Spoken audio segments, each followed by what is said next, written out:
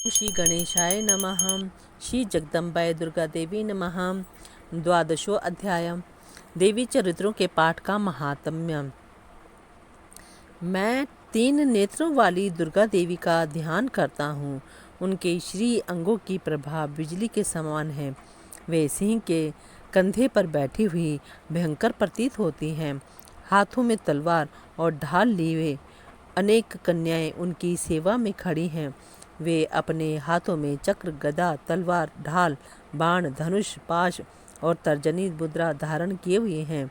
उनका स्वरूप अग्निमय है तथा वे माथे पर चंद्रमा का मुकुट धारण करती हैं। देवी बोली, देवताओं, जो एकाग्रचित होकर प्रतिदिन इन स्तुतियों से मेरा स्तवन करेगा, उसकी सारी बाधा मैं निश्चय ही दूर कर दूंगी। जो मधुकैटभ का नाश, महिषासुर का वध तथा शुंभ निशुंभ के संहार के प्रसंग का पाठ करेंगे तथा अष्टमी, चतुर्दशी और नवमी को भी जो एकाग्रचित हो भक्ति पूर्वक मेरे उत्तम महात्म्य का श्रवण करेंगे, उन्हें कोई पाप नहीं छू सकेगा। उन पर पाप जनित आपत्तियां भी नहीं आएंगी। उनके घर में कभी दरिद्रता नहीं होगी तथा उनको कभी प्रेमी जनों के विछोह का कष्ट भी नहीं भोगना पड़ेगा। इतना ही नहीं, उन्हें शत्रु से, लुटेरों से, राजस से, शस्त्र से, अग्नि से तथा जल की राशि से भी कभी भय नहीं होगा।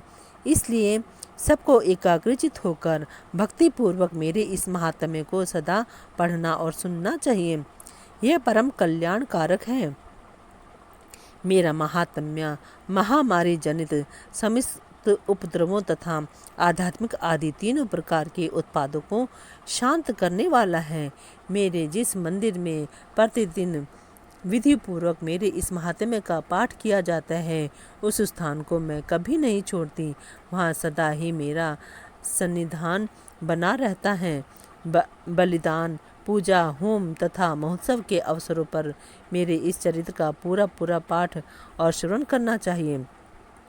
ऐसा करने पर मनुष्य विधि को जानकर या बिना जाने भी मेरे लिए जो बलि, पूजा या होम आदि करेगा, उसे मैं बड़ी प्रसन्नता के साथ ग्रहण करूंगी। शरत काल में जो वार्षिक महापूजा की जाती है, उस अवसर पर जो मेरे इस महात्म्य को भक्तिपूर्वक सुनेगा, वह मनुष्य मेरे प्रसाद से सब बाधाओं से मुक्त तथा धन, धान्य एवं पुत्र से संपन्न होगा। इसमें तनिक भी संदेह नहीं है। मेरे इस महात्म्य, मेरे प्रादुर्भाव की सुंदर कथाएं तथा युद्ध में किए हुए मेरे पराक्रम सुनने से मनुष्य निर्भय हो जाता है। मेरे महात्म्य का श्रवण करने वाले पुरुषों के शत्रु नष्ट हो जाते हैं, उन्हें कल्याण की प्राप्ति होती तथा उनका कुल आनंदित रहता है। सर्वत्र शांति, कर्म में बुरे स्वप्न दिखाई देने पर तथा ग्रह जनित भयंकर पीड़ा उपस्थित होने पर मेरा महात्म्य श्रवण करना चाहिए। इससे सब विघ्न तथा भयंकर ग्रह पीड़ाएं शांत हो जाती हैं और मनुष्यों द्वारा देखा हुआ दुस्वप्न शुभ स्वप्न में परिवर्तित हो जाता है। बालाग्रहों से आक्रांत हुए बालकों के लिए यह महात्म्य शांतिकारक है तथा मनुष्यों के संगठन में फूट होने पर यह अच्छी प्रकार मित्रता कराने वाला होता है। यह महात्म्य समस्त दुराचारियों के बल का नाश करने वाला है। इसके पाठ मात्र से राक्षसों, भूतों और पिशाचों का नाश हो जाता है। यह सब महात्म्य मेरे सामीप्य की प्राप्ति कराने वाला है। पशु, पुष्प, अर्घ्य, धूप, दीप, गंध आदि उत्तम सामग्रियों द्वारा पूजन करने से, ब्राह्मणों को भोजन कराने से, होम करने से, प्रतिदिन अभिषेक करने से, नाना प्रकार के अन्य भोगों का अर्पण करने से तथा दान से देने आदि से 1 वर्ष तक जो मेरी आराधना की जाती है और उससे मुझे जितनी प्रसन्नता होती है, उतनी प्रसन्नता मेरे इस उत्तम चरित्र का एक बार श्रवण करने मात्र से हो जाती है। यह महात्म्य श्रवण करने पर पापों को हर लेता और आरोग्य प्रदान करता है। मेरे प्रादुर्भाव का कीर्तन समस्त भूतों से रक्षा करता है तथा मेरा युद्ध विषयक चरित्र दुष्ट दैत्यों का संहार करने वाला है। इसके श्रवण करने पर मनुष्य को शत्रु का भय नहीं रहता। देवताओं, तुमने और ब्रह्मर्षियों ने जो मेरी स्तुतियाँ की हैं तथा ब्रह्मा जी ने जो स्तुतियाँ की हैं वे सभी कल्याणमयी बुद्धि प्रदान करती हैं।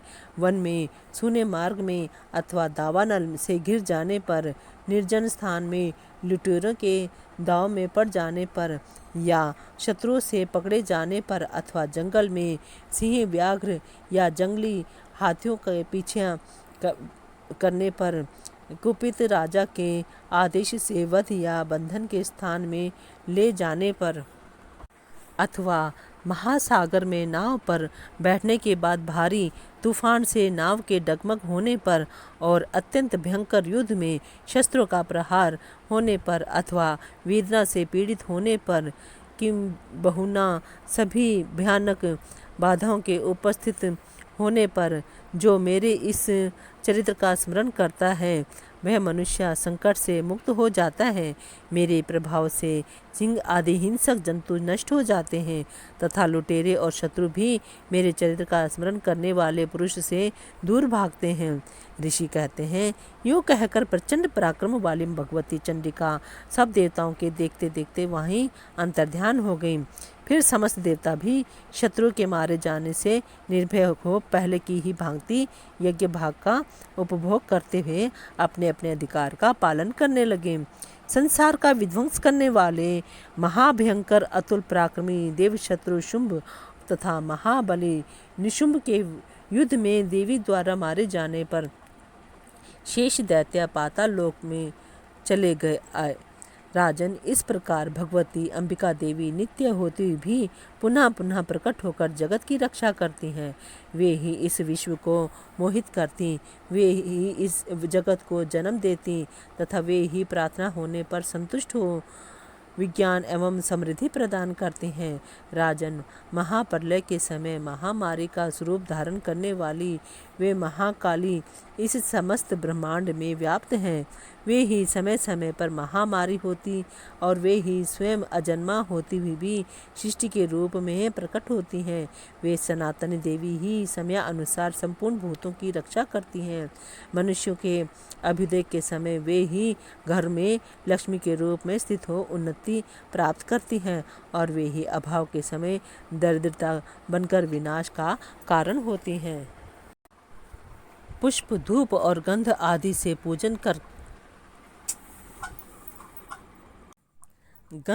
से पूजन करके उनकी स्तुति करने पर वे धन, पुत्र, धार्मिक बुद्धि तथा उत्तम गति प्रदान करती हैं। जय जय श्री मार्कंडेय पुराण में सावर्णिक मनवंतर की कथा के अंतर्गत देवी महात्म्य में फलश्रुति नामक 12वां अध्याय श्री भगवती के चरण कमलों में समर्पित होते हैं। बोलो जगदम्बे मात भवानी की जय।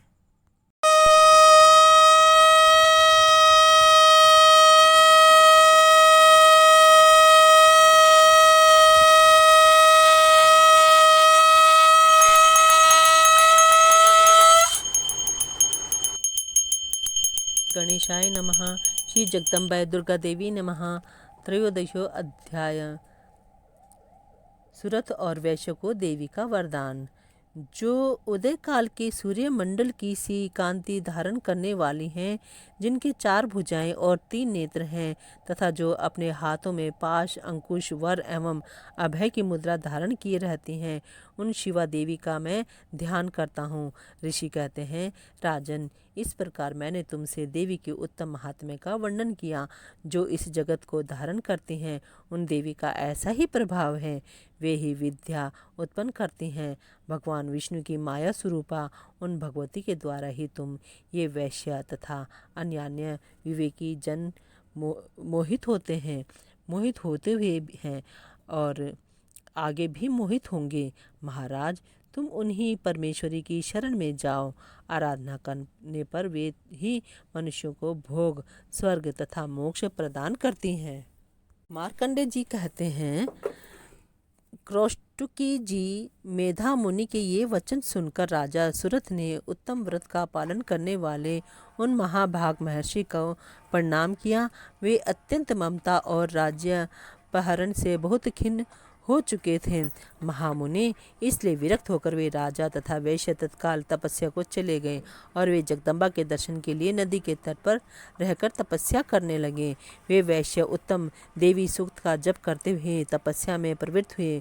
वे दोनों नदी के तट पर देवी की मिट्टी की मूर्ति बनाकर पुष्प, धूप और हवन आदि के द्वारा उनकी आराधना करने लगे। उन्होंने पहले तो आहार को धीरे धीरे कम किया, फिर बिल्कुल निराहार रहकर देवी में ही मन लगाए एकाग्रता पूर्वक उनका चिंतन आरंभ किया। वे दोनों अपने शरीर के रक्त से प्रोक्षित बलि देते हुए लगातार 3 वर्ष तक संयम पूर्वक आराधना करते रहे। इस पर प्रसन्न होकर जगत को धारण करने वाली चंडिका देवी ने प्रत्यक्ष दर्शन देकर कहा। देवी बोली, राजन तथा अपने कुल को आनंदित करने वाले वैश्य, तुम लोग जिस वस्तु की अभिलाषा रखते हो वे मुझसे मांगो, मैं संतुष्ट हूँ, अतः तुम्हें वह सब कुछ दूंगी।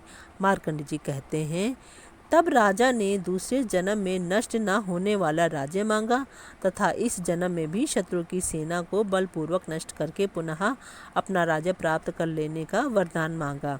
वैश्य का चित्त संसार की ओर से खिन्न एवं रिक्त हो चुका था और वे बड़े बुद्धिमान थे, अतः उस समय उन्होंने तो ममता और अहमता रूप आसक्ति का नाश करने वाला ज्ञान मांगा। देवी बोली, राजन, तुम थोड़े ही दिनों में शत्रुओं को मारकर अपना राज्य प्राप्त कर लोगे। अब वहाँ तुम्हारा राज्य स्थिर रहेगा। फिर मृत्यु के पश्चात तुम भगवान व्यवस्वान सूर्य के अंश से जन्म लेकर इस पृथ्वी पर सावर्णिक मनु के नाम से विख्यात होोगे। वैश्यवर्य, तुमने भी जिस वर को मुझसे प्राप्त करने की इच्छा की है उसे देती हूँ। तुम्हें मोक्ष के लिए ज्ञान प्राप्त होगा। मार्कंड जी कहते हैं, इस प्रकार उन दोनों को मनोवांछित वरदान देकर तथा उनके द्वारा भक्तिपूर्वक अपनी स्तुति सुनकर देवी अंबिका तत्काल अंतर्ध्यान हो गईं। इस तरह देवी को से वरदान पाकर क्षत्रियों में श्रेष्ठ सूरज से जन्म ले सावर्णिक नामक मनु होंगे। जय जय श्री मार्कंडेय पुराण में सावर्णिक मनवंतर की कथा के अंतर्गत देवी महात्म्य में सुरथ और वैश्य को वरदान नामक 13वां अध्याय भगवती के चरण कमलों में समर्पित होता है। बोलो मात जगदम्बे भवानी की जय।